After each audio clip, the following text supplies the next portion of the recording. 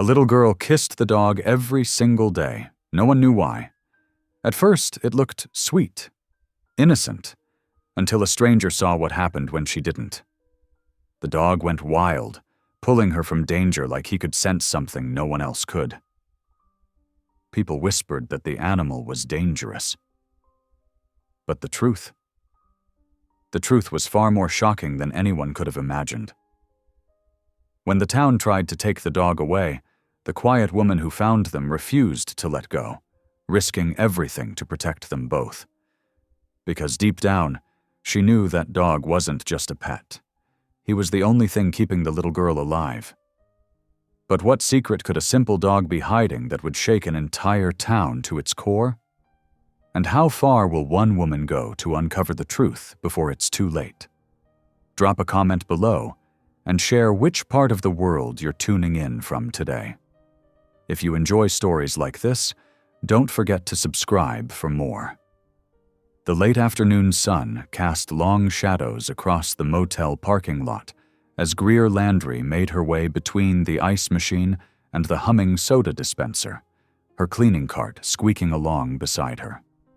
Something made her pause, a small movement, barely noticeable, in the narrow space behind the machines. Years of housekeeping had taught her to notice details others might miss. She peered around the corner and found herself looking into a pair of wide gray eyes. A little girl sat huddled there, thin arms wrapped around the neck of a large dog. The dog's brindle coat bore countless scars, but his amber eyes were gentle and alert as they met Greer's gaze. "Hello there," Greer said softly, keeping her voice calm and steady. "I'm Greer. I work here at the motel." The girl pressed closer to her dog, but didn't run. Her blonde hair was tangled, and her cheeks were smudged with dirt. She couldn't have been more than 8 years old. "I'm Juniper," the girl whispered after a long moment. "This is Barlow." The dog's ears twitched at his name, but he remained perfectly still, as if understanding the need for quiet. Despite his rough appearance, there was something noble in his bearing, a steadiness that didn't match his battle-scarred exterior. "It's nice to meet you both," Greer said, crouching down to their level. "Are you staying at the motel?" Juniper's fingers tightened in Barlow's fur. "Sort of. We're with—" She trailed off, glancing nervously toward the parking lot. Before Greer could ask more, something extraordinary happened. Juniper suddenly turned to Barlow, took his broad face in her small hands, and planted a kiss right on his muzzle. The gesture was so unexpected that Greer blinked in surprise. What happened next happened so fast that Greer could barely process it. A pickup truck began backing up, its driver clearly not seeing the little girl who had just stepped out from behind the soda machine. But Barlow saw. With lightning speed, the dog lunged forward, his powerful jaws closing gently but firmly on Juniper's sleeve. He yanked her backward just as the truck's bumper swept past the spot where she had been standing. The truck's brakes squealed as the driver finally noticed them. Juniper stumbled back against the wall, trembling but unhurt, while Barlow pressed protectively against her legs. His earlier gentleness had transformed into vigilant guardian mode, his muscles tense and ready. "Oh my God!" The truck driver jumped out, his face pale. "I didn't see— Is she okay?"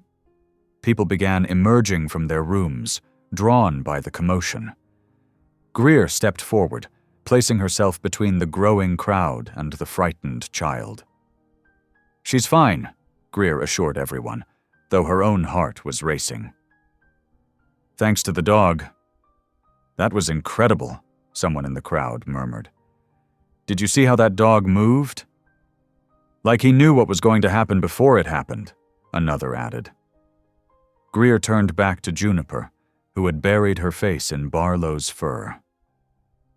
The dog stood perfectly still, allowing the girl to draw comfort from his presence while keeping his attention focused outward, scanning the crowd with quiet intensity. A sharp voice cut through the murmuring. "There you are." The change in both Juniper and Barlow was immediate and telling. The girl stiffened, her fingers clutching desperately at the dog's fur, while Barlow's lips drew back slightly, revealing just a hint of teeth. A heavyset man pushed through the crowd, bringing with him the smell of gasoline and whiskey. His bristled jaw was set in what might have been concern to others, but Greer noticed how Juniper shrank back from him. "Been looking everywhere for you, kid," he said, his voice carrying a false cheeriness that made Greer's skin crawl. "You had me worried." "Duke," Juniper whispered, the word barely audible. The man, Duke, reached for her, but Barlow moved, placing himself between them. The movement was subtle but unmistakable in its meaning. Now, Barlow," Duke said, his tone hardening slightly. "No need for that. Just taking my girl home?" He turned to address the crowd with an apologetic smile that didn't reach his eyes. "Sorry for any trouble. Kids, you know how they are, always running off." Something about the scene felt deeply wrong to Greer. The way Juniper trembled, how Barlow maintained his protective stance, the underlying tension in Duke's forced friendliness, it all set off warning bells in her mind. "She's your daughter?" Greer asked, trying to keep her voice neutral. "Stepdaughter," Duke corrected quickly. "Ex-stepdaughter, technically, but I'm looking after her now. Come on, Juniper, time to go." Juniper didn't move. Her eyes met Greer's, and in that brief moment, Greer saw a desperate plea in them. But before she could say anything, Duke stepped forward and grabbed Juniper's arm, perhaps a bit more roughly than necessary. "The dog, too," he barked. "Come on, Barlow." Barlow growled softly, but at a whispered word from Juniper, he fell silent and followed, though his body language screamed reluctance. Greer watched as Duke led them toward a rusty pickup truck parked at the far end of the lot, her chest tight with worry.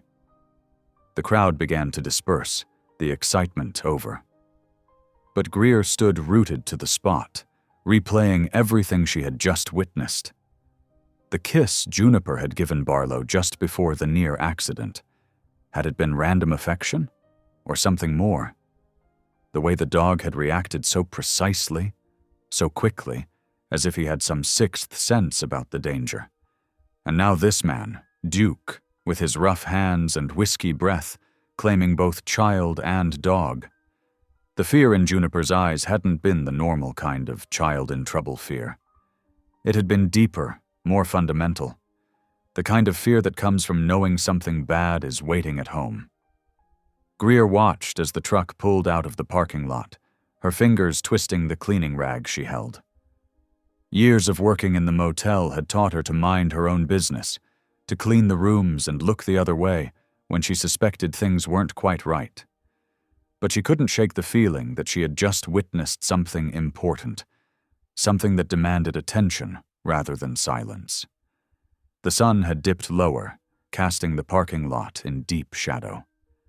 The soda machine hummed its steady rhythm, and somewhere in the distance, a car horn honked. But Greer barely noticed these familiar sounds. Her mind was filled with the image of a scarred dog moving with incredible precision to save a little girl's life, and the look in that same girl's eyes as she was, led away by a man who called himself her guardian. Something was terribly wrong here. The bond between Juniper and Barlow wasn't just the usual love between a child and her pet. It was something deeper, more vital. The dog's scars told one story, but his actions told another. And Duke Varney, with his forced smiles and controlling grip, seemed to be at the center of whatever was wrong. As Greer finally turned back to her cleaning cart, she knew sleep wouldn't come easily tonight. Not with the memory of those pleading gray eyes and the mystery of a dog who seemed to know exactly when his young charge was in danger. Whatever was going on, she had a feeling she had just become part of it, whether she wanted to be or not. The question was, What could a simple motel housekeeper do about it? Greer pushed her cart towards the next room, but her mind stayed fixed on Juniper, Barlow, and the unsettling man who claimed authority over them both. She had spent years fading into the background, being invisible as she moved from room to room with her cleaning supplies. But maybe, just maybe, it was time to step out of those shadows and pay attention to what her instincts were telling her. Because something was definitely wrong, and if no one else was going to notice, perhaps it fell to the quiet housekeeper who had witnessed that extraordinary moment between a girl and her dog to figure out exactly what it was. Greer's hands shook as she unlocked the door to her modest duplex. Behind her, Juniper clutched Barlow's collar, both of them looking like they expected to be turned away at any moment. The setting sun cast long shadows across the worn welcome mat as Greer ushered them inside. "It's not much," she said softly, watching Juniper take in the small living room with its second-hand furniture and faded curtains. "But you'll be safe here?" Juniper didn't speak. She hadn't said more than 2 words since Greer had found them hiding behind the motel's dumpster an hour ago, soaked from the rain and shivering. The girl's eyes darted around the room, taking in every detail, every possible exit. Barlow stayed pressed against her leg, alert but calm. A sharp knock at the door made them all jump. Greer's heart sank when she saw Conrad Slate through the peephole, his expensive coat a stark contrast to the peeling paint of her porch. "Miss Landry," he called out, his voice carrying that false warmth she'd grown to dread. "A word, if you please." Greer opened the door just enough to step outside, pulling it firmly shut behind her. "Mr. Slate, I wasn't expecting you today." "No, I imagine you weren't." His smile didn't reach his eyes. "Mrs. Peterson next door called. Said she saw you bringing in a dog. A rather large, dangerous-looking dog." "He's not dangerous," Greer protested, but Slate held up his hand. "The lease is very clear about pets, Miss Landry, especially animals that could pose a liability risk. I can't have that sort of thing here." Greer straightened her spine, though her voice quavered. "Mr. Slate, it's temporary, just until—" "Until what?" He leaned closer, dropping his practiced charm. "Until you get evicted? Because that's what's going to happen if that dog stays here. 24 hours, Miss Landry. That's all you get." He turned and walked away, leaving Greer standing on her porch, her hands clenched into fists. Inside, she found Juniper huddled on the couch, her arms wrapped around Barlow's neck. The dog watched Greer with those intelligent amber eyes, as if he understood exactly what was at stake. "Don't worry," Greer said, trying to sound more confident than she felt. "He's just grumpy. Everything will be fine." But as she prepared a simple dinner of soup and sandwiches, Greer's mind raced. This duplex wasn't much, but it was all she had left after Tom's death. The factory settlement had barely covered the funeral costs, and housekeeping at the motel didn't pay enough for many options. Losing this place would mean... Her thoughts were interrupted by Juniper's quiet voice. "It's time for his check." Greer turned from the stove to see Juniper kneeling beside Barlow. The girl cupped the dog's face in her small hands and kissed his muzzle, just like she had done at the motel. Barlow's tail wagged once, and he licked Juniper's cheek. "Why do you do that?" Greer couldn't help asking. "Kiss him like that?" Juniper's eyes dropped to the floor. "It's how he knows to check, for my sugar." "Your sugar?" "I'm diabetic," Juniper whispered. "Mom trained him. He can smell when it's wrong. The kiss is how I ask him to check." Understanding dawned on Greer. That's what she had witnessed at the motel. Not just a dog saving his owner from a truck, but a service animal doing his job. The scars that covered Barlow suddenly seemed even more tragic. What kind of person would take a trained service dog and use him for? Another knock interrupted her thoughts, this one more official sounding. Through the window, Greer saw a woman in an animal control uniform standing on her porch, clipboard in hand. Marla Sutter's wire-framed glasses caught the last rays of sunlight as Greer opened the door. "Good evening, Ms. Landry. We've received a complaint about an aggressive dog on the premises." "There is no aggressive dog here," Greer said firmly. "Nevertheless, I have paperwork requiring the surrender of the animal for evaluation." Marla held out a form. "The dog has been reported as dangerous, with a history of fighting." "He's a service dog," Greer interrupted. "He's trained to help with diabetes detection." Marla's expression didn't change. "Without proper documentation and registration, I'm not surrendering him." Greer surprised herself with the steel in her voice. "He's not dangerous, he's protecting a child who needs him, and if you want him, you'll have to get a court order." "Ms. Landry, interfering with animal control operations is a serious offense. So is separating a child from their medical alert dog." Greer closed the door firmly, her heart pounding. Through the window, she watched Marla Sutter stand there for a long moment, writing something on her clipboard. When the animal control supervisor finally walked away, Greer sagged against the wall, her legs weak. "Thank you," came Juniper's small voice from behind her. The girl stood in the hallway, Barlow at her side, both watching Greer with matching expressions of cautious hope. Greer managed a smile. "Nobody's separating you two. Not while I have anything to say about it." That night, as Greer lay awake, listening to the quiet sounds of Juniper and Barlow sleeping on her pull-out couch, she wondered what she had gotten herself into. Her landlord was threatening eviction, animal control was involved, and somewhere out there, Duke Varney was probably looking for them.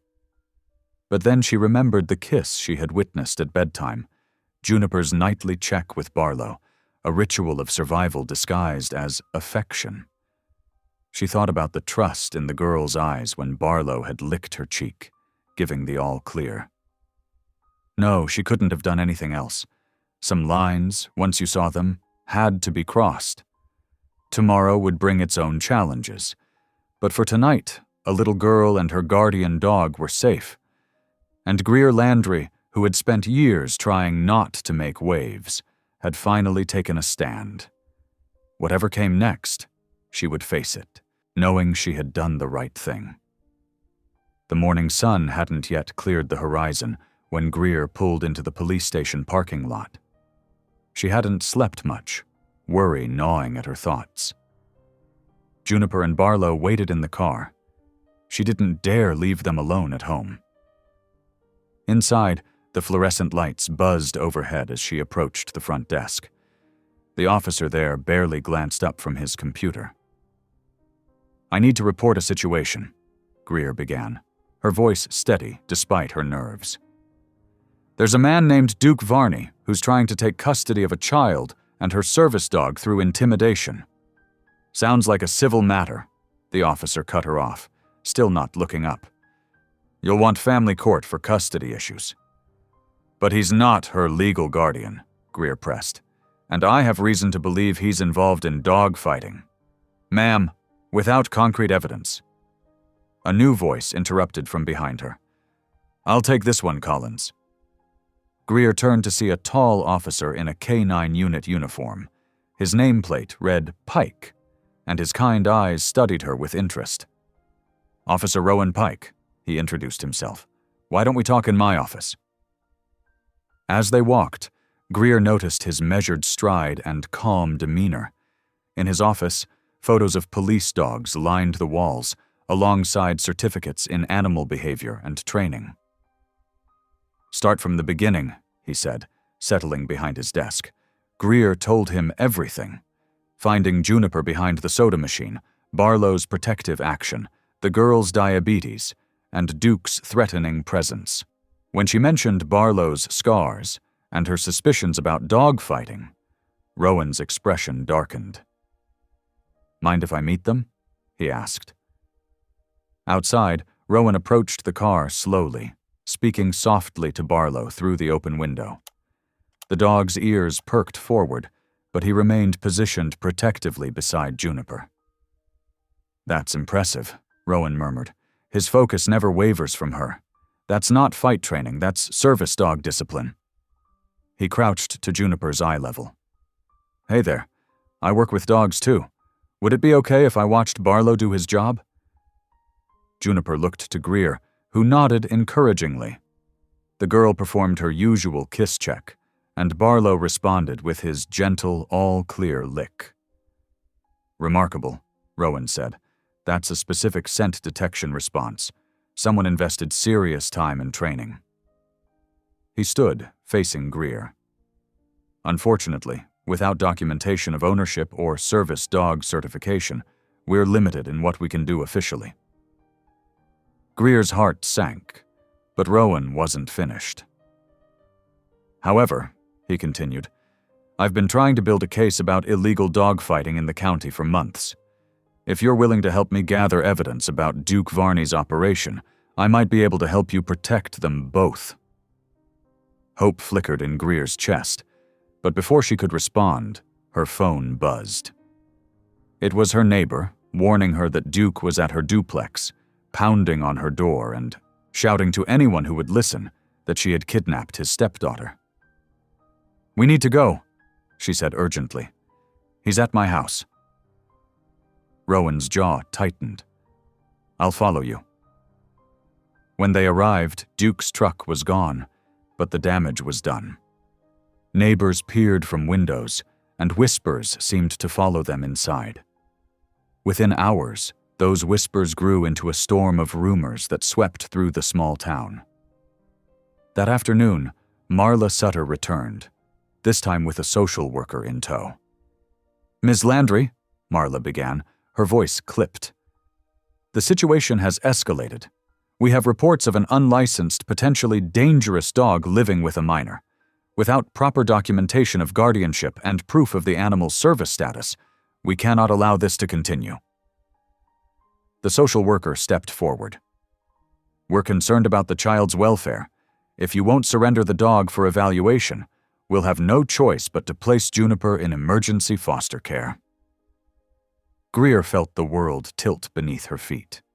Behind her, she heard Juniper's sharp intake of breath and Barlow's low whine. "You can't separate them," she argued.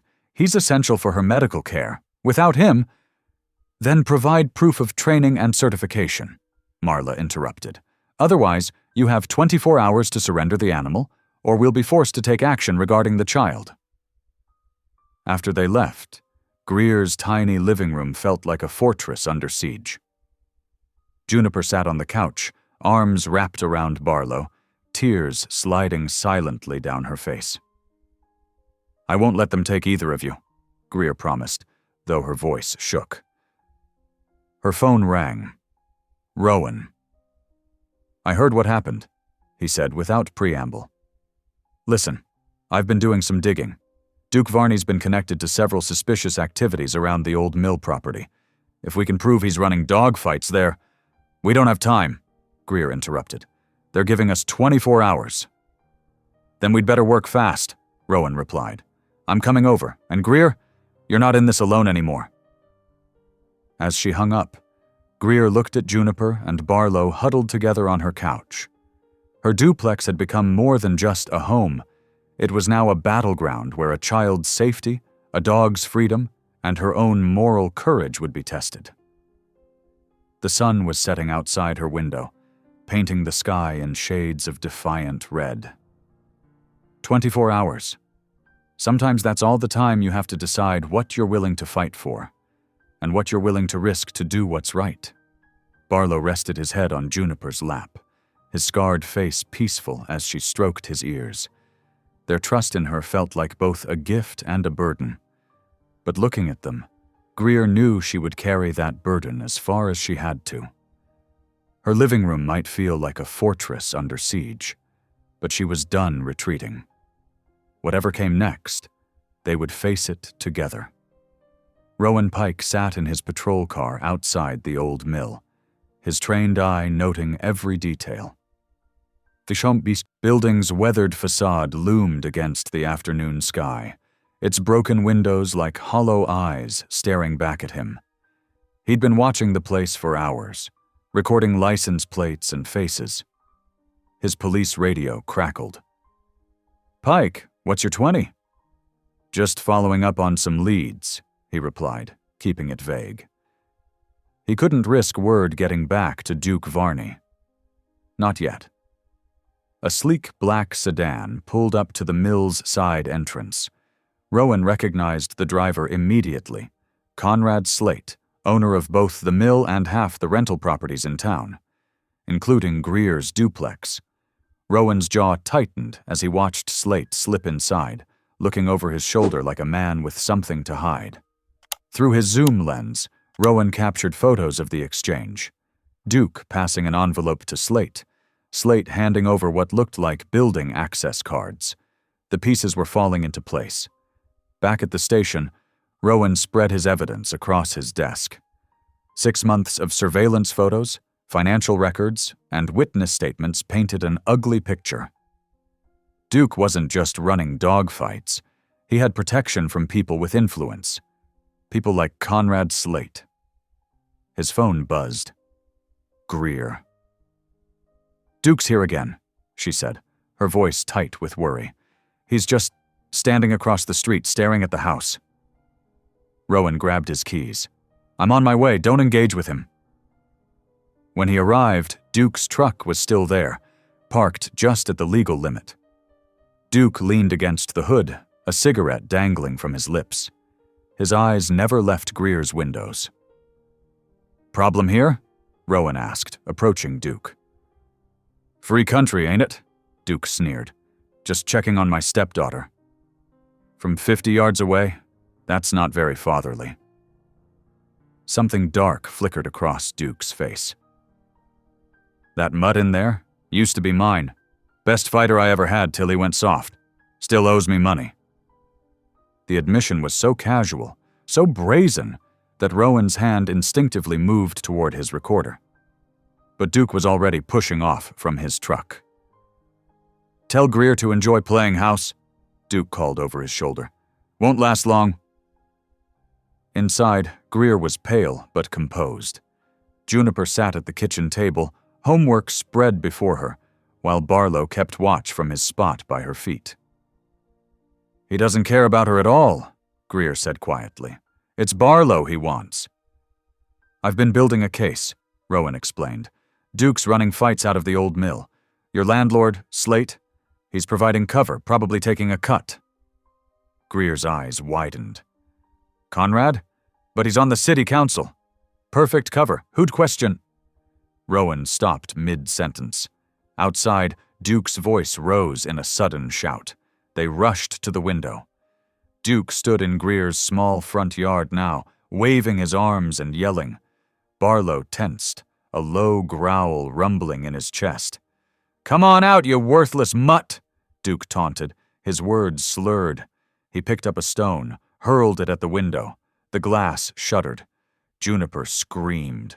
Barlow lunged forward, barking fiercely as Duke's face appeared at the window. He pounded the glass with his fist, grinning when Barlow snapped and snarled. "See?" Duke shouted to someone out of view. "Dangerous animal? Tried to attack me?" Rowan sprinted outside, but Duke was already backing away, hands raised in mock surrender. Behind him stood Marla Sutter, her face set in grim lines as she recorded the incident on her phone. "That's it," Marla declared. "I've been more than patient, but this is clear evidence of aggressive behavior. That dog is a public safety risk." "He was protecting us," Greer protested, joining them outside. "Duke provoked him deliberately." But Marla was already on her phone, calling for backup. "The dog will be seized immediately and evaluated. Given its history of fighting, I think we all know how that evaluation will end." Greer felt the blood drain from her face. Inside, Juniper began to cry. "You can't!" Greer pleaded. "He's not dangerous. He's trained to help her." "Then you should have provided proof of that training," Marla replied coldly. Instead, you harbored an unauthorized animal with a violent history. Step aside, Ms. Landry. Don't make this worse than it already is." Rowan moved between them. "Marla, wait. I have evidence that Duke—" "Evidence you can present through proper channels," Marla cut him off. "Right now, I have a documented incident of an aggressive dog threatening a citizen. The law is clear." Animal control vehicles appeared at both ends of the street. Duke stood back, a satisfied smirk playing across his face as officers approached the house. Inside, Juniper clung to Barlow, her small fingers buried in his fur. The dog stood perfectly still, as if understanding everything at stake. His eyes never left the door, where shadows now moved against the frosted glass. Greer looked desperately at Rowan, who was already on his phone, talking rapidly to someone about emergency injunctions and evidence of corruption. But they were out of time. The pounding on the door began, and with it, the sound of Juniper's heartbroken sobs. The pounding on the door grew more insistent. Greer's hands shook as she looked between Juniper's tear-streaked face and the shadows moving behind the frosted glass. "Please," Juniper whispered, her arms wrapped tightly around Barlow's neck. "Don't let them take him. He's all I have left of Mom." Before Greer could respond, the door burst open. 3 animal control officers filed in, their faces stern and professional. Marla Sutter strode in behind them, clipboard in hand. "Step away from the dog," one officer commanded, unclipping a catchpole from his belt. Juniper's scream pierced the air. "No, you can't!" She pressed herself against Barlow, who remained eerily calm despite the chaos.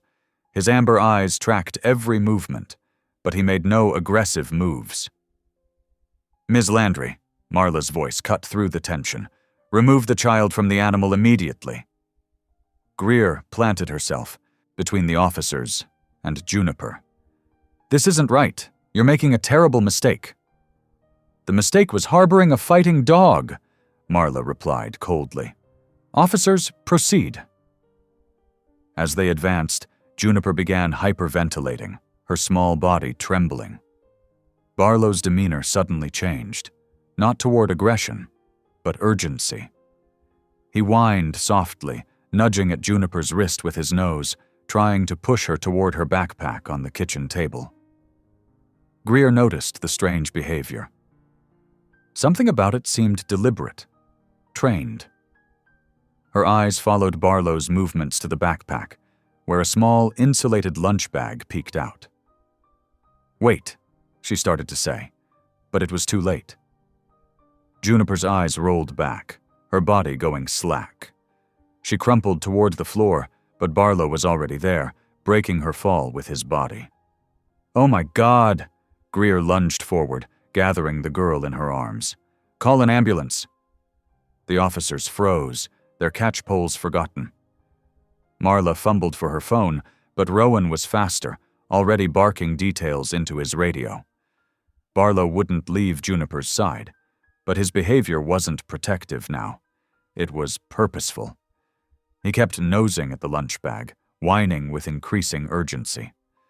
Acting on pure instinct, Greer lunged for the bag. Inside, she found several juice boxes. Without questioning why, she grabbed one, punctured it with the straw, and pressed it to Juniper's pale lips. "Come on, sweetheart," she whispered, tilting the sweet liquid into the girl's mouth. "Drink for me." Seconds stretched like hours. Then, finally, Juniper swallowed weakly. Color slowly returned to her cheeks as she took another sip, then another. The paramedics arrived in a blur of activity. They quickly assessed Juniper, checking her blood sugar levels and vital signs. One of them, a woman with kind eyes, looked up at Greer with amazement. "How did you know?" she asked. "Her blood sugar was dangerously low. Another few minutes." "I didn't know," Greer admitted. "The dog, Barlow, he showed me." The paramedic's eyes widened in recognition. "Wait, is this Barlow?" Sarah Lee's dog?" "Sarah was Juniper's mother," Rowan confirmed, stepping forward. "You knew them?" "Of course. Sarah was diabetic, too. Barlow was her alert dog, one of the best trained I've ever seen. He could detect blood sugar changes before any monitor could." The revelation fell like a thunderbolt in the quiet room. Marla's clipboard clattered to the floor. "When she died," the paramedic continued, "we all wondered what happened to him. Sarah always said Barlow was the reason she lived as long as she did with her severe diabetes." Alert dog. Greer's mind raced back to all the times she'd seen Juniper kiss Barlow's muzzle. "The kissing. He's checking her breath for chemical changes, isn't he?" The paramedic nodded. "It's a common training technique. Dogs can smell the subtle changes that signal a dangerous drop in blood sugar. That kiss ritual, it's literally keeping her alive." Marla had gone pale. "But Duke said he claimed the dog was trained for fighting." "The only fighting that dog ever did was fighting to save lives," the paramedic said firmly. "These scars? Probably from Duke himself, trying to turn him into something he's not." Juniper stirred on the couch, her eyes fluttering open.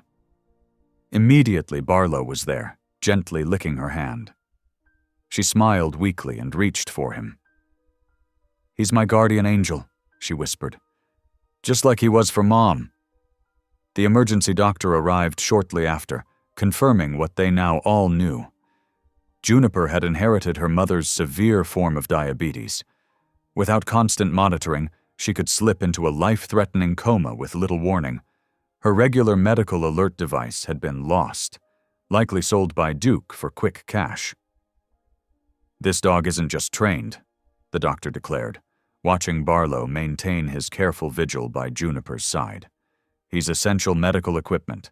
Separating them would be unconscionable and probably illegal under disability rights laws." Marla was already on her phone, canceling the seizure order. Her face showed a mix of shame and determination. "I'll need all of this documented for our files, and Duke Varney will be hearing from our legal department about filing false reports." Rowan stepped closer to her. "He'll be hearing from more than that. Ready to hear about that dog-fighting ring now?" Greer barely heard them. She sat beside Juniper on the couch, watching as the girl's color continued to improve. Barlow rested his head on Juniper's lap, his intelligent eyes never leaving her face. "I'm sorry," Greer whispered, reaching out to scratch behind his scarred ears. "We all misjudged you so badly." Barlow's tail thumped once against the floor. Not quite a wag, but maybe a forgiveness. In that moment, looking at this loyal creature who had endured so much yet never wavered from his true purpose, Greer felt tears spring to her eyes. She understood now. Sometimes the most heroic hearts came with scars. Sometimes the fiercest protectors looked rough around the edges. And sometimes the truest measure of strength was not in fighting, but in the quiet, constant act of standing guard over those we love. The fluorescent lights of the county courthouse buzzed overhead as Greer clutched the thick manila folder of medical records. Her hands trembled slightly, but her voice remained steady as she faced Marla Sutter across the conference table. "Here's every medical record for both Sarah and Juniper Lee," Greer said, spreading out the documents. "Blood sugar logs, hospital visits, training certificates for Barlow, everything." Marla adjusted her wire-framed glasses, scanning the papers with growing discomfort. The timestamps on Barlow's alerts matched perfectly with dangerous blood sugar drops. Each incident was documented, signed, and verified by medical professionals. "This is quite thorough," Marla admitted, her usual bureaucratic wall crumbling slightly. "It's more than thorough," Rowan Pike added from his position by the door. "It's proof that separating this dog from Juniper could kill her." The conference room door burst open. Duke Varney swaggered in, followed by a slick-looking lawyer in an expensive suit. The smell of gasoline and whiskey followed him like a cloud. Well, ain't this cozy? Duke sneered, tossing a folder onto the table. Got some paperwork of my own? The lawyer smoothly slid the documents forward. My client has proof of ownership. Barlow was purchased as a fighting dog 3 years ago. These papers show the lineage and transfer of ownership. Greer's heart sank as she looked at the official-looking documents. But Rowan stepped forward, pulling on a pair of latex gloves. Mind if I take a closer look at those? He asked, though it wasn't really a question. He held one of the pages up to the light, his trained eye catching details others might miss. The watermarks on these forms, he said slowly. They're not quite right. And this notary stamp? The ink's too fresh for a 3-year-old document. Duke's face reddened. You calling me a liar? No, Rowan replied calmly. I'm calling you a forger, and not a very good one. The tension in the room crackled like static electricity. Marla cleared her throat. Given the conflicting claims, this will need to go before a judge, she announced. Today. Word spread quickly in their small town. By 2 o'clock that afternoon, the courtroom was packed. Greer sat with Juniper, who hadn't left Barlow's side. The dog lay quietly at their feet, the picture of well-trained composure. Judge Eleanor Martinez looked down from her bench, her expression stern as she reviewed both sets of documents. This is highly irregular, she said. We have 2 competing claims, one presenting this animal as a vital medical device, the other as fighting stock. She peered at Duke over her reading glasses. Mr. Varney, these ownership documents of yours are completely legitimate, Your Honor, Duke's lawyer smoothly interjected. Officer Pike seems to disagree, the judge continued. He's submitted a preliminary forensics report suggesting forgery. The crowd murmured. Duke's face darkened like a thundercloud. Preliminary ain't proof, Duke snarled. That dog's mine. I paid good money for him. Your Honor, Greer stood, her voice shaking but clear. Barlow has saved Juniper's life multiple times this week alone. He's not just a pet, he's her lifeline. Without him... As if on cue, Barlow's head snapped up. He nudged Juniper's hand insistently. The girl quickly pulled out a juice box, averting another crisis in front of the whole court. Judge Martinez watched this interaction closely. The evidence of this dog's medical alert training is compelling, she said, and the timing of Mr. Varney's ownership claim is convenient. She shuffled her papers, then looked directly at Duke. Until the forensics report is complete, I'm issuing a temporary order. The dog stays with the child as a medical necessity. Mr. Varney, you are to maintain a distance of at least 100 feet from both the child and the animal. Duke jumped to his feet. This is garbage. You can't... I can and I have, the judge cut him off. One more word, and you'll be held in contempt. Duke's face contorted with rage. As he stormed past Greer's table, he hissed, This ain't over. Not by a long shot. The threat in his voice made Greer's skin crawl. She watched him slam through the courtroom doors, his lawyer hurrying after him. Rowan appeared at her elbow. I'll have a patrol car drive by your place regularly, he said quietly, and I'll fast-track that forensics report. Greer nodded, but her relief at the ruling felt hollow. She knew the system's wheels turned slowly, too slowly to stop whatever Duke might be planning. The man had nothing left to lose, and that made him dangerous. Thank you, she told Rowan, then turned to Marla, who looked thoroughly shaken by the day's events. I'm sorry, Marla said softly. I should have looked deeper into this from the start. We all should have, Greer replied. She gathered Juniper close, feeling Barlow press against their legs protectively. They'd won this round, but the victory felt fragile, temporary. Looking down at Juniper's tired face, Greer knew they couldn't wait for the system to protect them. Duke's threat hung in the air like smoke before a fire. Whatever came next, they would have to face it together, One former housekeeper, one scared little girl, and one loyal dog against whatever storm was brewing. The courthouse emptied slowly, curious onlookers lingering to whisper about the drama they'd witnessed. But Greer barely noticed them.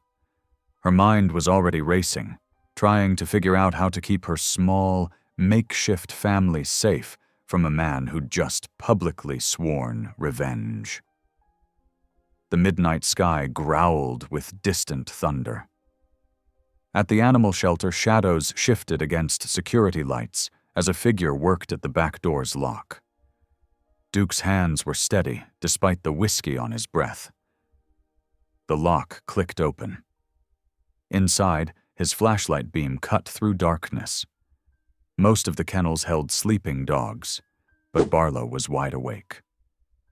The brindle mutt's amber eyes reflected the light, watchful and wary. "Miss me, moneymaker?" Duke's whisper carried an edge of cruel triumph. He'd come prepared, thick gloves, a muzzle, and a tranquilizer stolen from a crooked vet. The needle found its mark before Barlow could bark. 20 minutes later, Duke's truck rumbled away from the shelter. In the back, Barlow lay unconscious under a tarp. Duke pulled over in a secluded spot and grabbed Juniper's phone, the one he'd lifted from her backpack days ago. His thick fingers typed out the message. "Barlow's scared. Come get him." He added an address, the old mill where he conducted his darker business.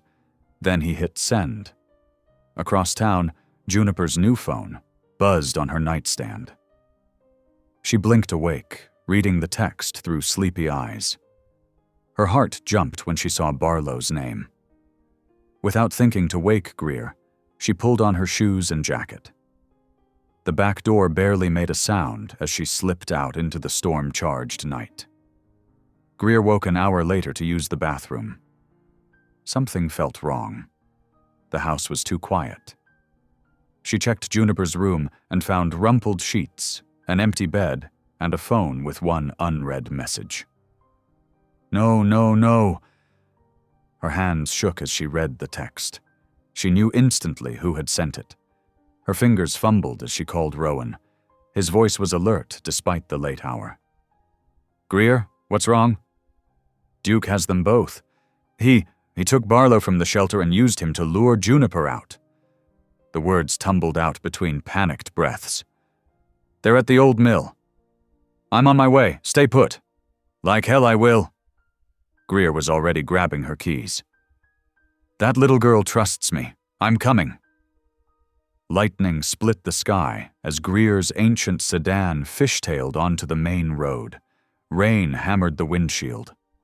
In her rearview mirror, blue lights appeared, Rowan's cruiser falling in behind her.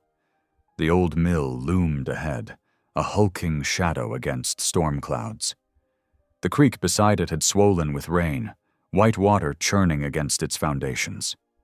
Greer's headlights caught Duke's truck parked near the loading dock. "Wait," Rowan called as she leapt from her car. But Greer was already running toward the building's gaping entrance. Water seeped under her shoes. The creek was rising fast. Inside, her flashlight beam bounced off rusted machinery and dripping walls. "Juniper!" Her voice echoed through empty spaces. A muffled whimper answered from above. Greer found the stairs, taking them two at a time despite their rotting treads. Rowan's footsteps pounded behind her. The second floor was a maze of support beams and abandoned equipment. Through the broken windows, lightning illuminated the scene in stark flashes. Duke, gripping Juniper's arm. Barlow sprawled unnaturally still nearby. The girl's face was tear-streaked but defiant. "Let her go, Duke." Greer's voice carried a strength she didn't know she had. Duke sneered. "Or what? You'll clean me to death?" "Or I'll arrest you," Rowan said, his gun steady in the beam of his flashlight. "For kidnapping, animal theft, and whatever else we find when we dig deeper." "You got nothing on me." But Duke's swagger faltered as thunder crashed overhead. Water was trickling down the walls now, and a deep groan came from the building's foundations. "The creek's flooding," Rowan warned. "This whole place could go. Let her go, and we all walk out of here." Duke's grip on Juniper tightened. The girl yelped in pain. At the sound, Barlow stirred. The tranquilizer was wearing off. The floor shifted beneath them. Through the gaps in the floorboards, they could see muddy water rising. The mill's ancient timbers creaked in protest. Rain pounded through the broken windows as the rescue mission balanced on a knife's edge. Time was running out, and the storm's fury was only growing stronger. The old mill's floorboards groaned under Duke's weight as he dragged an old metal cage across the room. The sound echoed through the dark space, mixing with the drumming of rain against broken windows. He shoved the still groggy Barlow inside, the dog's muscular frame barely fitting in the cramped space. "Should have just given up when you had the chance," Duke muttered, securing the lock. Thunder crashed outside as he pulled a gas can from behind some rotting crates. The sharp smell of gasoline filled the air as he began splashing it around the room, paying special attention to the filing cabinets in the corner, the ones filled with records of his illegal fights. Juniper huddled in the corner, her thin arms wrapped around herself. "Please don't hurt him," she whispered, but Duke ignored her. The first match he struck sputtered in the damp air. The second one caught. The flame danced in his hand for a moment before he tossed it. Fire bloomed instantly, racing along the trails of gasoline. Through the broken windows, headlights suddenly cut through the rain. Duke cursed. Downstairs, Greer and Rowan burst through the mill's entrance, their flashlight beams cutting through darkness and wisps of smoke. "Smell that?" Rowan's voice was tight with urgency. "He's burning evidence." A crash echoed from above, followed by Juniper's scream. Greer didn't hesitate. She found the stairs and started climbing, ignoring the way the old wood protested under her feet. "Greer, wait!" Rowan called after her, but she was already halfway up. Smoke grew thicker near the top. Greer pulled her shirt over her nose, crouching low. The upper floor was a maze of old machinery and metal catwalks. Flames were spreading along one wall, casting twisted shadows everywhere. A sharp bark cut through the chaos. Barlow, alert now and fighting against his cage.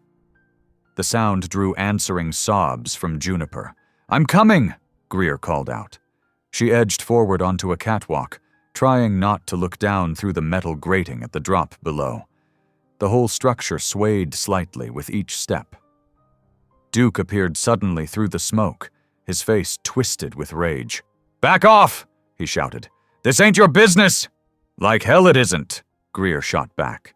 She could see Juniper now, trapped between Duke and the spreading flames. The girl's face was streaked with tears and soot. Rowan's voice rang out from behind them. "Duke Varney, you're under arrest!" The fire had reached some old lumber, and the crackling grew louder. Metal groaned overhead as heat warped the mill's ancient structure. A support beam crashed down nearby, sending sparks flying. Barlow's urgent barking grew more intense. Through the thickening smoke, Greer could see the dog throwing himself against the cage bars. Each impact made the metal rattle. Duke backed away from Rowan's advance, unknowingly, moving closer to where the catwalk's supports were weakening. "You've got nothing on me," he snarled. "Everything's burning." The metal under his feet gave an ominous creak. Juniper screamed as a section of catwalk suddenly dropped several inches. Duke stumbled, his arms windmilling as he tried to keep his balance. Greer lunged forward, grabbing Juniper's arm and pulling her back toward solid flooring. The girl clung to her, shaking. "The cage," Juniper sobbed.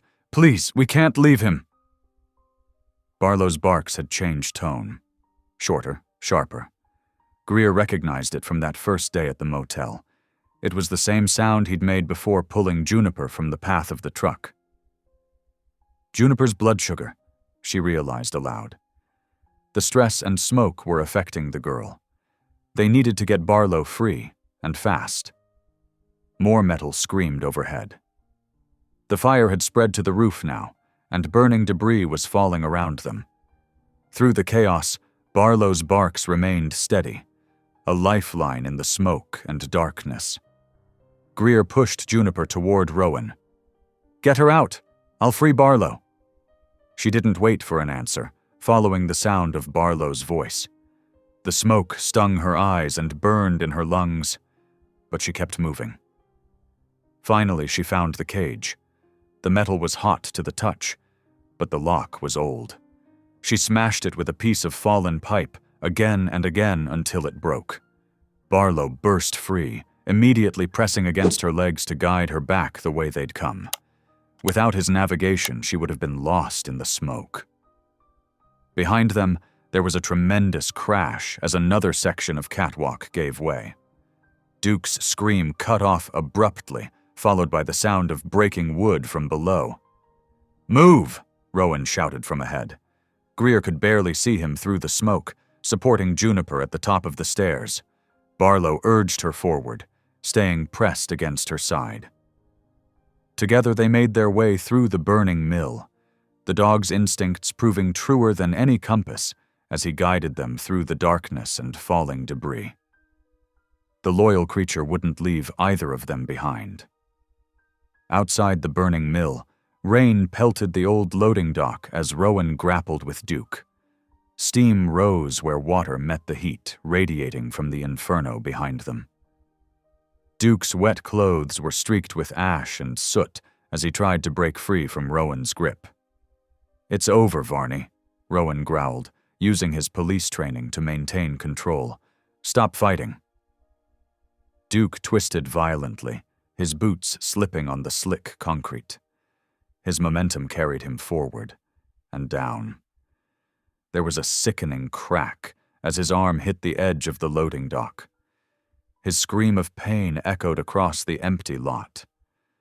Rowan didn't waste a second. He pulled Duke's good arm behind his back and snapped the handcuffs in place. "Duke Varney, you're under arrest for kidnapping, arson, and operating an illegal dogfighting ring." Through the thick smoke billowing from the mill's entrance emerged 3 figures, Greer supporting Juniper, with Barlow pressed close against the girl's side. Their faces were blackened with soot, clothes singed, but they were alive. Juniper immediately buried her face in Barlow's fur while the dog licked her hands, checking on her. Sirens wailed in the distance as fire trucks and police cars approached. Within hours, the truth spread through the small town like wildfire. Duke's arrest led investigators to Conrad Slate's office, where they discovered records of the illegal fighting operation. The mill owner's careful facade of respectability crumbled as evidence mounted against him. At the police station the next morning, Marla Sutter stood before Greer with tears in her eyes. "I was wrong," she admitted, watching Barlow rest his head protectively on Juniper's lap. "I should have looked deeper instead of just following procedures. I'll make sure Barlow's status as a medical alert dog is officially recognized." The local newspaper ran the story on its front page. "Motel housekeeper's courage exposes criminal ring." But Greer didn't care about the attention. What mattered was sitting right in front of her, Juniper smiling for the first time in days, her hand resting on Barlow's head, both of them finally safe. Justice had come not from the system, but from the determination of an ordinary woman who refused to look away when she saw something wrong. In the end, that had made all the difference. The autumn breeze rustled through the newly hung curtains in Greer's duplex, carrying the sweet scent of apple pie cooling on the counter. 6 weeks had passed since the night of the mill fire, and the small home had transformed from a place of refuge to something more permanent, a real home. Greer stood in the doorway of what was now Juniper's bedroom, watching as the 8-year-old arranged her stuffed animals on the freshly made bed. The walls, once bare, now displayed colorful drawings of Barlow, each one signed with Juniper's careful handwriting. The court hearing for guardianship had concluded just that morning, and the official papers sat on the kitchen table like a precious gift. "All done," Juniper announced proudly, smoothing the last wrinkle from her comforter. Barlow lay in his special corner, his bed positioned perfectly to keep watch over his young charge through the night. A knock at the front door brought Marla Sutter's familiar face, clutching an important-looking envelope. Her demeanor had softened considerably since the events at the mill.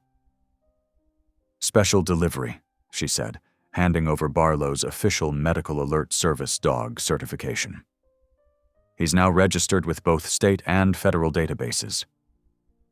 Juniper's eyes lit up as she took the papers, showing them to Barlow as if he could read them himself. The dog's tail thumped against the floor, his amber eyes alert and gentle. In the living room, Rowan Pike was finishing the installation of Juniper's new blood sugar monitoring system. The police officer had been spending more and more time at the duplex, bringing tools and expertise, but Greer suspected his frequent visits had little to do with home improvements. "The alarm will sound if her levels drop too low during the night," Rowan explained, demonstrating the system's features, "though I doubt it will beat Barlow to the punch." "Thank you," Greer said softly, meaning far more than just the medical equipment. Their eyes met, and the warmth in his gaze made her heart flutter. As evening settled in, their small group shared slices of pie around the kitchen table. Marla marveled at how different things felt now, compared to her first visit months ago with seizure orders in hand. "Sometimes doing the right thing means admitting when we're wrong," she reflected, watching Juniper sneak a small bite of crust to Barlow. When bedtime came, Juniper went through her nightly routine: pajamas, teeth brushing, and her special moment with Barlow. But tonight, as she leaned down to kiss his muzzle, there was something different in her expression. The desperate edge of survival had softened into pure love and gratitude. Barlow responded with a gentle lick to her cheek, his own way of saying goodnight. After tucking Juniper in, Greer returned to find Rowan still lingering in the living room. He shifted nervously, then took a deep breath. "I was wondering if you'd like to have dinner with me tomorrow night. Just the two of us." The question hung in the air, but unlike the tense moments of the past months, this silence felt full of possibility. Greer looked at him, really looked at him, and felt the last traces of fear melt away from her heart. Her smile came easily, naturally. "Yes," she said. "I'd like that very much." For the first time in years, her eyes held only peace and the quiet joy of belonging. The duplex that had once felt like it might be taken away at any moment was now filled with the steady rhythms of family. Juniper's laughter, Barlow's protective presence, and the promise of new love blooming like a flower after rain. Thank you for watching. Stories like this remind us who we are. If something touched your heart, go ahead and subscribe. I'll be back tomorrow with another story that just might stay with you.